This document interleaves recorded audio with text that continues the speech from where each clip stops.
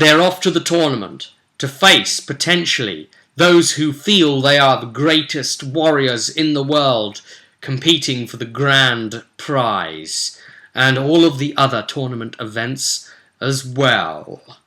Are they going to come away losing all their money, losing their lives, or be made into champions? Hit it.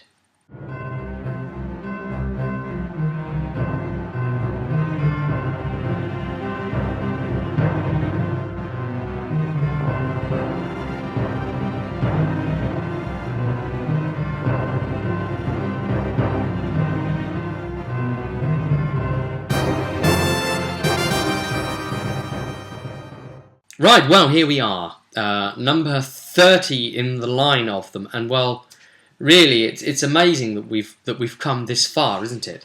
But I'm just going to collect my thoughts. Really, this will be all for the Autumn Falls Adventure, which is the Set 2 Games Master's Guide module. There it be. So our guys start this on a ship. And the ship they've managed to board from Freeport, and you know, they waved goodbye to Freeport and waved goodbye to the Gold Den. Ah, my Stein, oh bloody hell!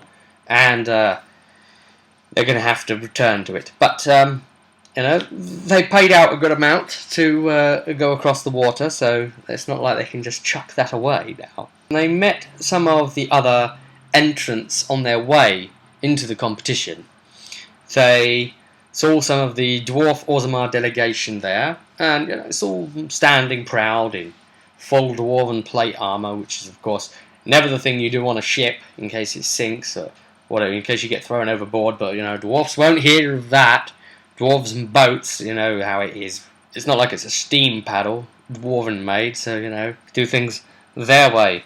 And they also met Alskard, a competitor, mainly going in it for the archery, and he started having a bit of a showdown with Tanador, saying, "Oh, I hear you're the elect of the sky," and Tanador said, "Yeah, what of it?" He said, "Well, you know, that'll be a great boon for my people when I beat the elect of the sky at archery, because that's what I've come for." Yeah, there was a real showdown between them, and they were saying, "All right, yeah, well, you know, you bring it on, and I'll see you at the contest. Then we'll see who's all the mouth." So, you know, Tanador decided at that point, right, I'm going in for the archery. Even though he's got a crossbow, he was going to get given a bow to use by the Branty people after stating that, you know, he wanted to take part in it, so it was all good. News has also come in of some Kunari from Parvollen who have had a cargo shipment of Gatlock powder go missing, and they think it's gone this way.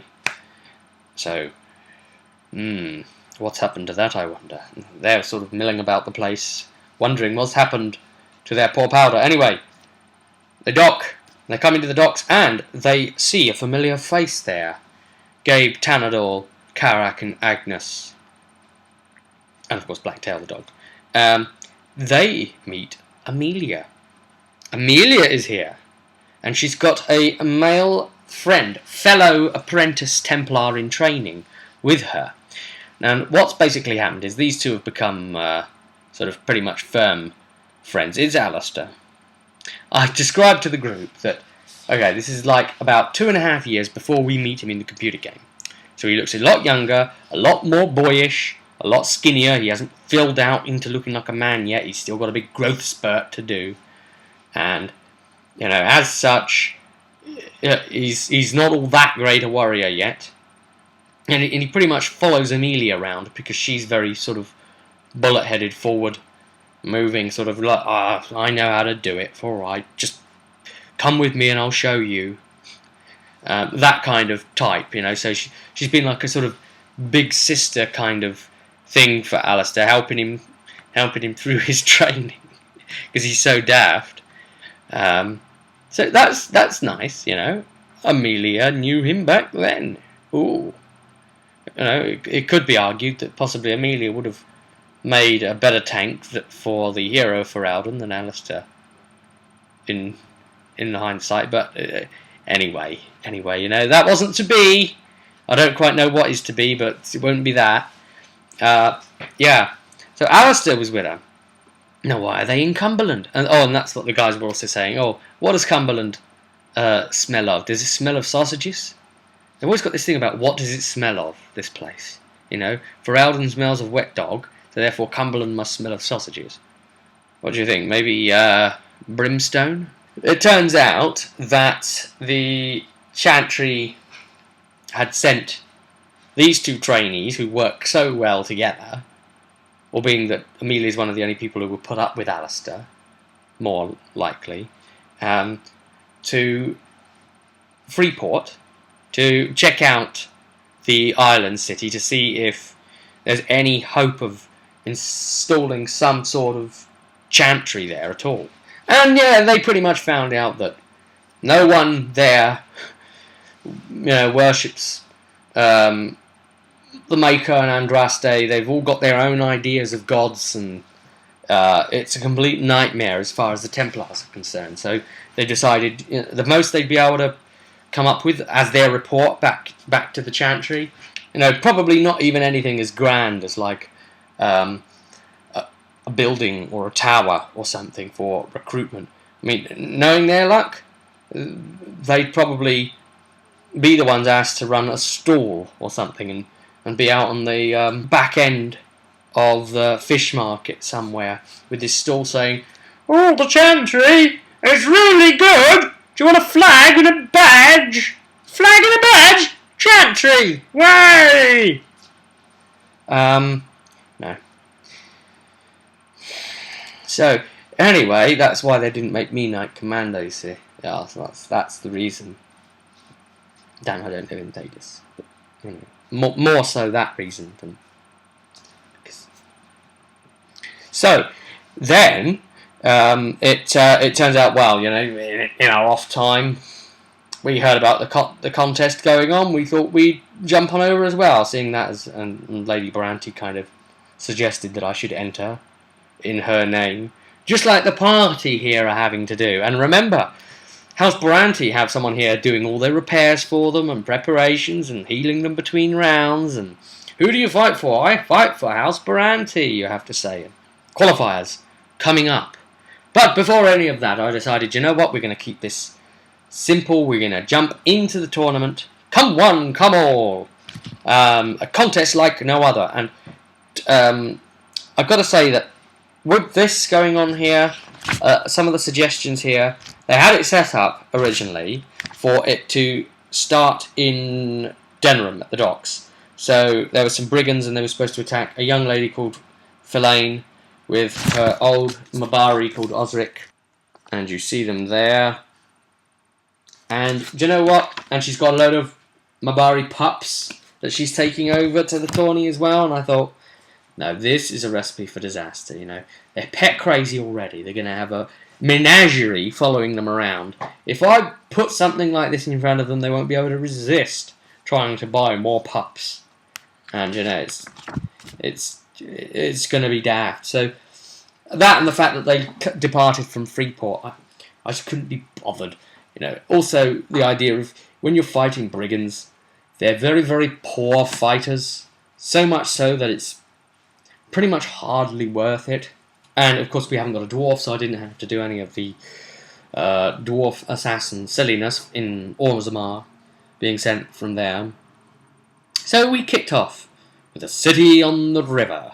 The sounds of bells and racing feet bring you up to the deck into the morning sun. Cumberland stretches across the horizon, straddling the river Humber, where it flows into the waking sea.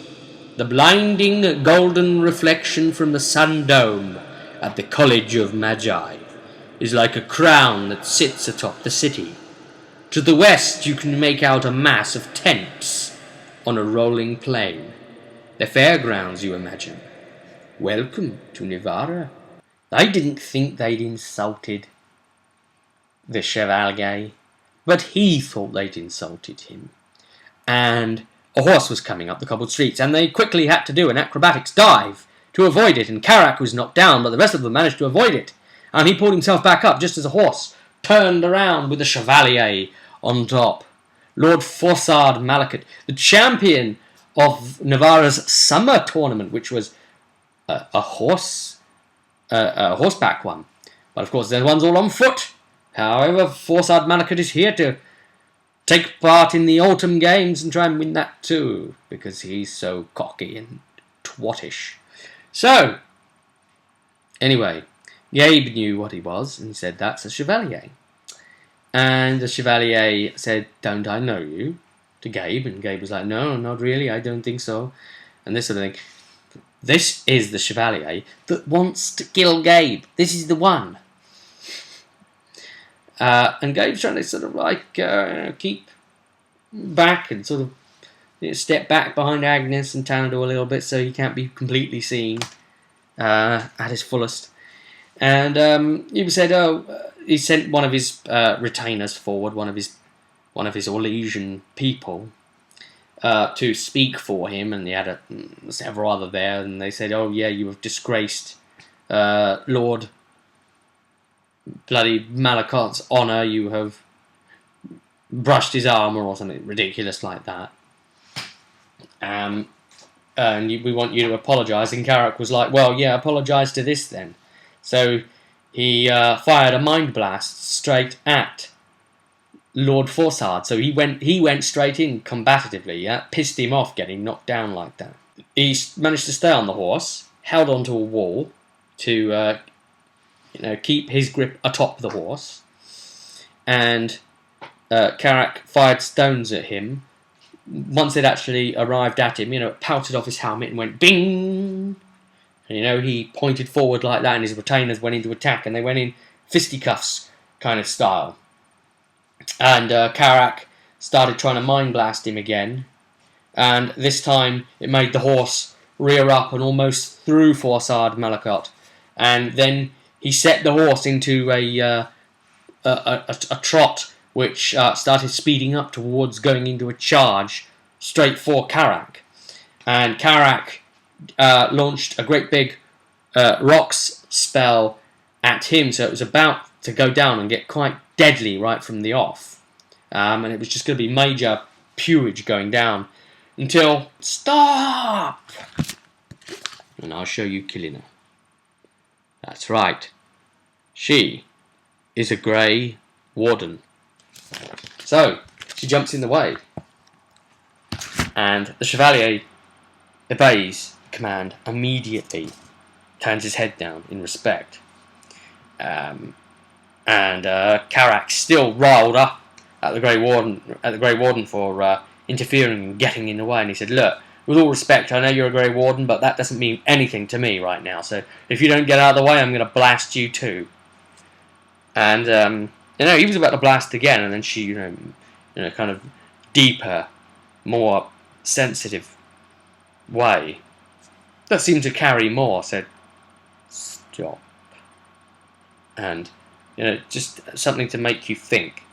Lord Forsard had already stopped, and he was backing up with his horse a bit and started trotting away, and she just kept her eyes on Carrack, and her face was an expression of don't make me do this. And then she smiled when the Chevalier was gone. She turned out to be quite cool, and she says, they're arrogant bastards, aren't they, the Chevaliers? But by the maker can they fight. And it turns out that it was all a bit of an act in front of the Chevalier. She's not actually that stern. She's quite nice, and she points out that she's the Grey Warden here because she's recruiting for the Order. So she's going to be spectating in the games, and hopes to find some potential interesting recruits for the Grey Wardens. I mean, they just had a pretty much amiable chat, and she just ended up saying, look, I don't want anyone spilling blood now and then, the authorities getting involved. I want to see a good fair fight once the tournament comes. I want to see what everybody can do for real. Okay, so I had to stop it. They were understanding enough. They cooled down, And she wished them well, and they likewise, and they went their separate ways. So it was just a chance to meet a Grey Warden, and a possible, as you can see here, a possible set 2 inroad into becoming a Grey Warden as a player character. And I know that Karak expressed potentially some interest in their esoteric order. Right, so the next scene in the book is the Diamond Last Debate, and well, we didn't have any dwarves, and our party didn't want to know about the dwarves arguing with each other about the fate of the hammer and how they should go about getting it, and they didn't want to decide with one side or the other. It's leave them to it, bugger them, let's just go get a drink somewhere else. So that was pretty much easily resolved. So let's turn now to the tourney grounds. You gotta love a more simple group, haven't you? It makes life a hell of a lot easier. Here's the grand tourney grounds. So we can see up here the Mage's Meadow, and then the main tournament stadium, which holds 15,000 audience, and we see a load of tents as well. That's the tent city, the beginning of it, and of course Cumberland city section there. So we know what we're looking at, and some of the initial games took place. Now, I decided I wasn't going to have our lot take part in all of the potential things that they could be doing. We've done wrestling before at a different thing, so you know what? It was a bit yawnerific at the idea of doing it again. Even though the hog is here for a different reason. You might remember the hog from before. Yes, the wrestling champ. And yeah, I decided, okay, we're going to have the archery competition first, and plus we'll run a few Mage's Meadow days. So we've had the Mage's Meadow going. Karak took part in that. I've already had multiple scores generated, and for a few days rolls in advance for all the other mages. And now the way I handled this was I had the different new highest scores written down in order. Okay, so let's just say the opening score was 4. And the next one was beaten with a 5 points, and then beaten with a 7, and then beaten with a 10, and then ends the day on, say, 11 as its highest score. So ultimately, I know Karak's got to be 11. But if I say to him, okay, well, like 5 is the highest score at the moment as you at this time of the day as you come along, and he's trying to beat 5, and maybe he beats 5 and he's all happy, and then I tell him, oh, the horn's just blown, someone's beaten you, and then eventually whatever, it's someone scored 10. And the horn's blown again later. Someone scored 11. Do you think you still want to go have a go and this sort of thing? And it would cost money for each go, or otherwise, there'd be no reason for the player to not to keep just doing it and rolling himself into boredom.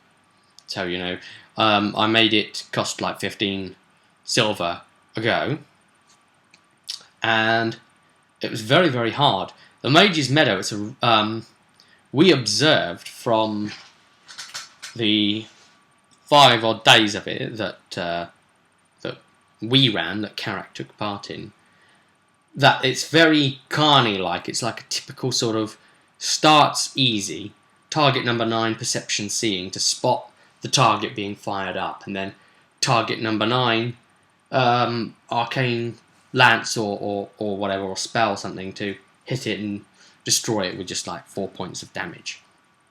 Easy to do. And 3 punts at target 9, and then target number 11 and 11 respectively, and then 3 of them, and then target number 13, so it goes up in 2s with every group of 3. And from repeated goes at it, the most Karak came away with, he got the highest score on one of the days, so won a gold, but had spent even more collectively trying to get the highest score overall on that and the other days. So he wasn't feeling too happy about it. Now, the idea of it being so hard and escalating so difficult like that, the way I suppose you should look at it is, you shouldn't look at it in terms of, oh, he felt compelled to spend all that money on keep having a go, because, and that's why it's annoying, because mages might have come along and said, right, I'll give myself a couple of goes. Oh, I've set that score, that's quite good, because they might be naturally quite a strong mage. And I can't have it necessarily, Carrick's going to be the best mage there, because that's just not realistic, is it? There's going to be mages of more advanced power levels, and some of them are bound to put in better scores, so to be able to compete with some of those better ones, he'd have to get a bit of luck and commit a bit of money to it. Well, that's what he's forced to even try and get a sovereign back. But as it turned out, the dice roll, I wanted to check where the weak divider would take place. And it was a 1 in 6 chance of going in his favour. And I rolled a 1, and I decided a 1 was going to go in his favour. So it turns out that on the day where he scored highest was also the weak divider inside the weak slot of the weak that came highest result as well. So he also won 12 lyrium potions. So that's tremendous. But he was not happy with the Mage's Meadow overall, because he said, look, all the warriors and that, they get the main tournament to fight in, okay? And that plays up to their strengths. And the rogues, they get the knife throwing and the archery and that sort of thing. So that plays up to their strengths. But we get to just fire at these targets that zip up into the air. So they're just making us like ranged rogues, really. They're just asking us to do what archers should do. That should have been the archery, says he. Well, I see what he's saying. But then, on the other hand, to actually blast those targets does take the magic characteristic to actually arcane lance them, or spell them, in which case, in some of the later ones, he had to do spell casting instead to really ensure, like a stone's one instead of an arcane lance, just to make sure, because when it starts getting up to like 7 damage and that. But those target numbers are just really hard. We also had some glasses made for him, though, because they spent a good deal of money and got some proper sort of like round spectacles, Harry Potter style, because his perception's quite low. Now the player himself wears glasses, but the mage character doesn't. So it's decided, okay, we'll let you have some glasses made. So what they will do is they will allow you, and there'll be those weird kind of like engineering type goggles as well, so we'll be able to put an extra aim slot vision lens in there as well to further magnify the aim. And if he does that, then he'll be able to like re-roll perception seeing tests. So, nothing too overpowered there. I didn't want to go like granting, it gives you the focus for it. It shouldn't put your vision above better. Actually, the glasses put him back to normal. Okay, that's the idea. And then having the extra zoom lens that he can slit on and slit off, will give him that extra thing. He decided he wasn't going to do any more of those. So then we moved on to the archery. So there was 3 distances of standard kind of archery targets that you would fire at. The short distance targets, which were 25 yards. There was the long distance targets, which were 50 yards. And then there was the extreme distance ones, which were 100 yards away. So the target numbers are more difficult for each of the rounds. So you have to try and survive through them. I've got the paperwork right here of how it worked out. So what I had done in advance, before going in on the day, was to work out what the round 1 competitors, those who'd come in the top half. Basically, in round 1 at short range, you would need a target number advanced test out of 10 shots to qualify. But even then, you might not qualify into round 2. You'd have to be in the top half of the scorers.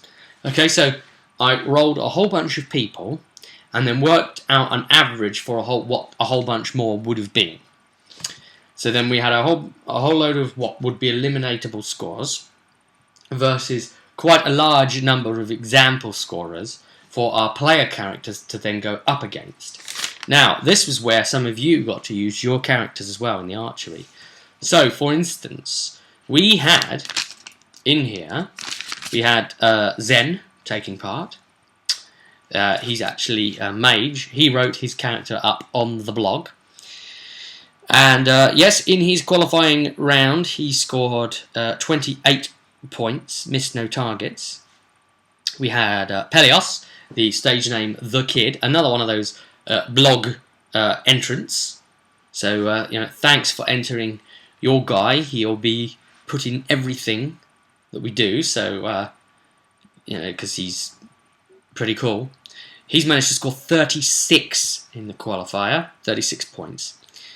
I've also used a stunt a system in this, where if you gain stunt points, for every 2 stunt points you choose to spend, and it has to be a whole 2, you can up your score by 1.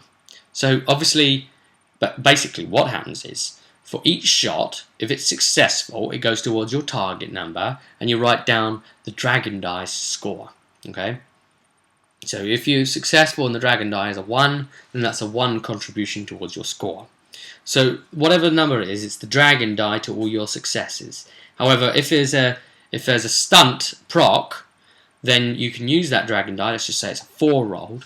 Then you can gain two lots of 2 to make 2 extra points onto that. So basically, it means that the highest that anyone can score is an amazing 9 instead of a 6 if their Dragon Die is a 6, indeed, and they then use those as stunt point addition. Now that's a little addition I made just to sort of make the difference between the scores that much more, because you have to remember it's a very dry system where a lot of competitors have the danger of being too similar to each other. So it's just something to separate them apart. We had Morvan here, the huntsman character. Again, another person who's submitted his character to me. You would know him as username Vosseros. So he's took part in a lot of things, and I've been in discussions about Dragon Age with him plenty in the past. He's managed to score 32 overall. So some decent shooting from everybody. The Black Hearts were even in this. Black Heart 1 scored 39, a whopping score. Number 2 scored 31. Number 3 scored 30. Watch Captain Wallace of Cumberland, crowd favourite, scored 38. That was really good.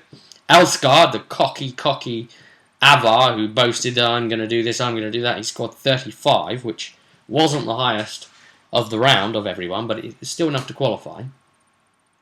Esno Akechita, a chasing guy,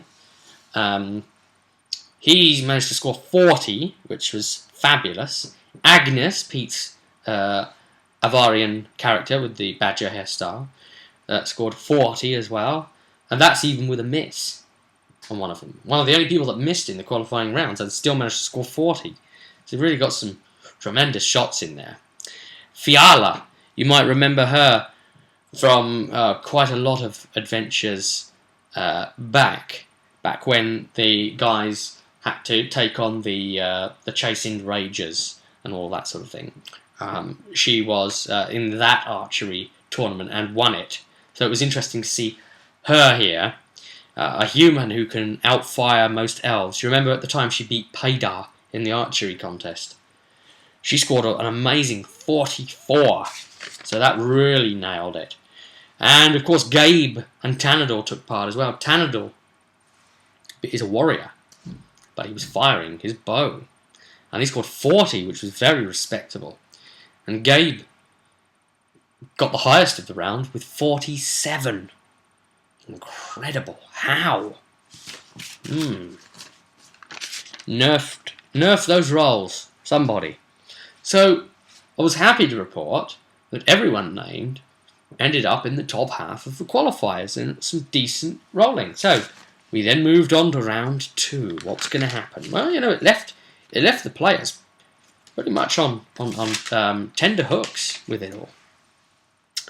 Round 2. We have Zen, who scored. And this is at 50 yards now, and the target number's gone up. Respectable scores again, 37. Pelios, 38 scored, so, very respectable. Morvan managed to score an 8 at one point even, but unfortunately put in 4 lots of 1s. Now, what this would mean, 1s, essentially as scores, like 1s and 2s and that, would be hit the target, but outside circle. 8 would be pretty much inside the circle, pretty much into the ball. Nice. 10 more arrows this is to get the best score. 26, that was a bit shaky really there for Morvan. He had a very unlucky round really with the dice to be fair. One of the Black Heart 1, managed a 42, so really consistent play that. Black Heart 2, 38. Black Heart 3, 29. So that's 3 more than Morvan, but it's still the 20s. You don't really want to be in the 20s at this point. Watch Captain, and of course he missed twice as well. Watch Captain Wallace though with a respectable, very decent indeed, 43 scored. The cocky Avar giving it all that all the time. Alskard scored 38. So not too bad. One of them was a 9, so that helped him along. He hit the very centre of the bullseye. Esno scored a decent 35. Fiala, she got to the point where she's like, not even looking, firing and then looking. Freaky girl, 50 scored. 50. Don't ask me how, but, those arrows were sticking around the target and one of them right in the ball. She was making a pattern around it, it's scary stuff. Agnes, 37. Pretty good. Gabe, 49. What's wrong with that man? What's wrong with him? Tanadol, 45. Now, you might be wondering, how the hell is a warrior who uses a crossbow but is having to use a bow? Remember, it's the same training to use the bow, so the same weapon proficiency. How's he doing so well? You have to remember, this is a targeting contest, okay? So, you can aim, that gives you a +1 to hit, and then shoot. Now, all you want to do is hit the target, try and be as accurate as possible and have a good dexterity, which he does, even though I don't think he may or may not be bows focused. I don't know. But the thing that puts like a warrior using a bow, apart from like a rogue would be using a bow, is a rogue would know how to turn those shots into more damage. He'd be able to pierce armor cheaper, he'd be able to do other things if he's one of the ranged specializations and, apply the extra damage to the shots in the way that he would do it. Whereas the warrior can't do that. But this is not about damage. It's just literally about hitting the target in the right place. So, you don't have to be a great bowman. You only have to be a good archer. There's a distinction. So there we are, you see. And so Tanador, he's got the strength to make it carry with his accuracy, even though he doesn't have the technique to kill so well with it. Indeed, Agnes and Zen had a little playoff to see who would go through between them. Zen beat Agnes in that playoff. However, they still, neither of them managed to qualify into the last 6. Because at this point, for the distant target section, it goes into only 6. It was a shame that Morvan wasn't in it, because he is a bow fighter as well. But again, it's just jolly bad luck, really. You only have to have a bad round of it, and you'll be kicking yourself and saying, "That's not going to come again, is it?" But he tried. So our 6 were Fiala, Gabe, Tanadol, Elskard, Pelios, and Watch Captain Wallace. So, Who's your money on, guys? Who's going to win it in round 3? Well, it went to a knockout. So at this point, all 6 of them fire once, and whoever scores lowest is out. Then there's 5 left. Then they all fire, and whoever scores lowest is out. And it went on like that successively. So Fiala went out very, very quickly. Elsgard went out close behind. Watch Captain Wallace went out as well. It was then down to Pelios, Tanadal, and Gabe. Technically all player characters, in fact. I couldn't believe it at this point, and I was saying, I've pre-rolled all of these scores, okay? I mean, I really did. Before it came in, I've got them all here, right? All these things pre-rolled up, okay? This is before I went in on the day, so I know what these scores are. So it's just up to my players to roll theirs live to compete, except for the live final round. So how it's got to that point, with the best archers that I could lay my hands on, out of everything, and still, it's Gabe and Tanadal in the last 3, and Pelios, another player character, submitted via the forum. Great day for Pelios. Unfortunately, he'd scored a 4, when the other 2 had managed a 6 and a 7. So Pelios went out. And at this point, it was Gabe and Tanadal head to head. And their previous one had been Tanadal 7, Gabe 6, Pelios 4. So that is what knocked Pelios out.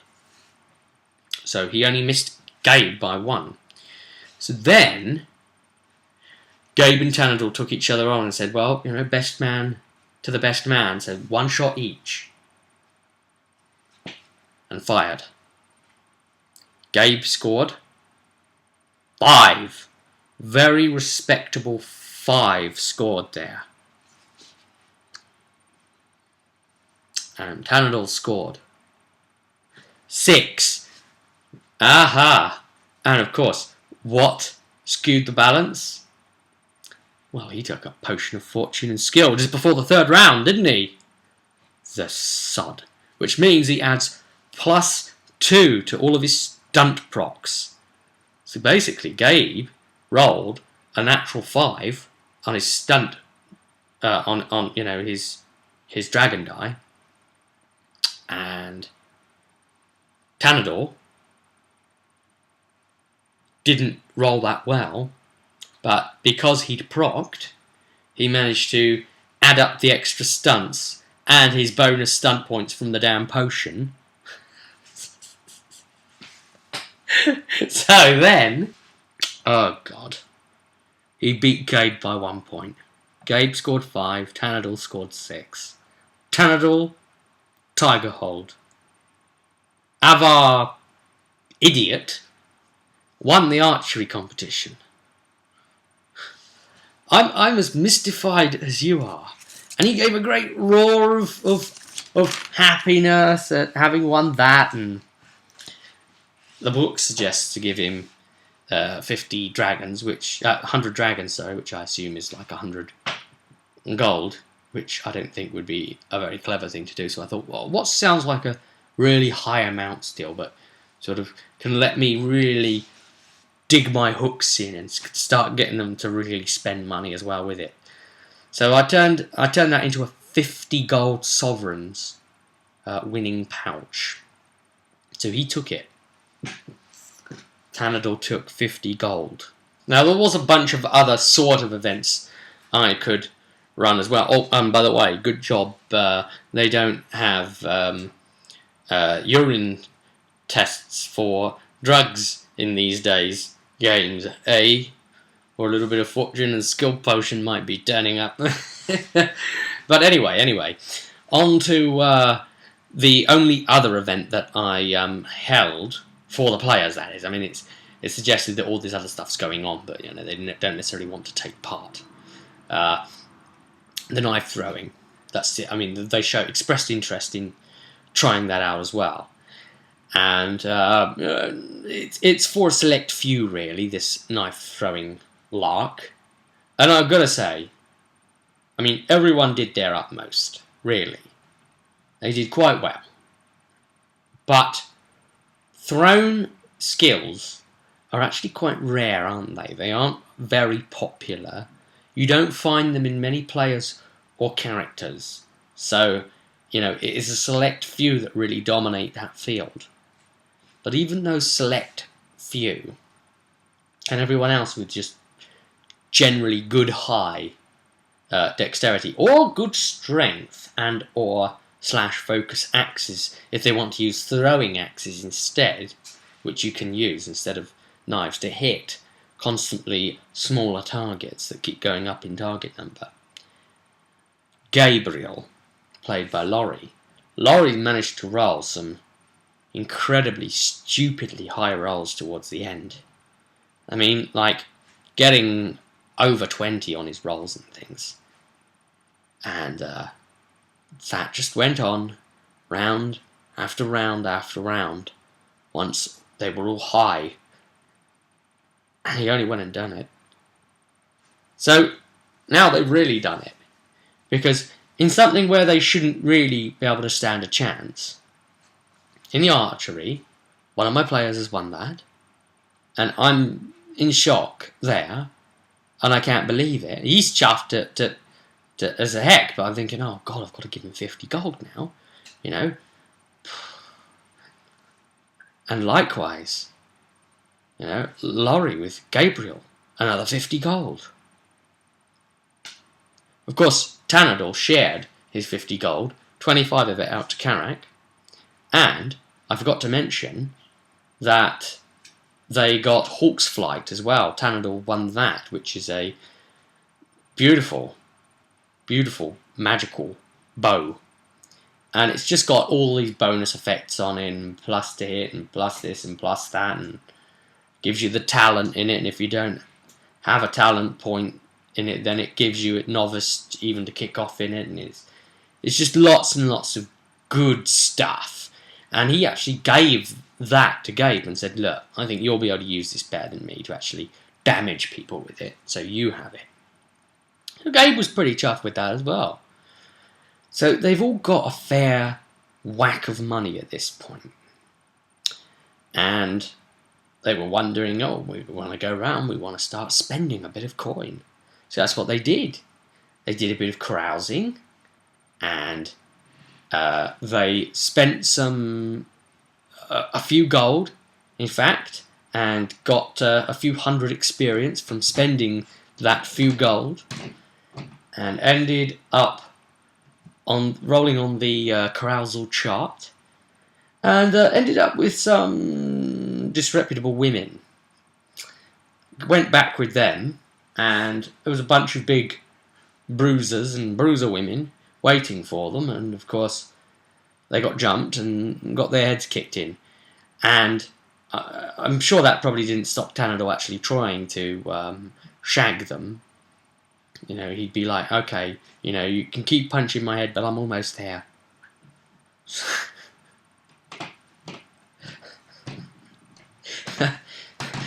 Anyway, they got stupidly drunk, beaten up, and Gabriel ended up having his two magical daggers, Spite and Sorrow, stolen from his drunk person. And these are the ones that he got from that graveyard place.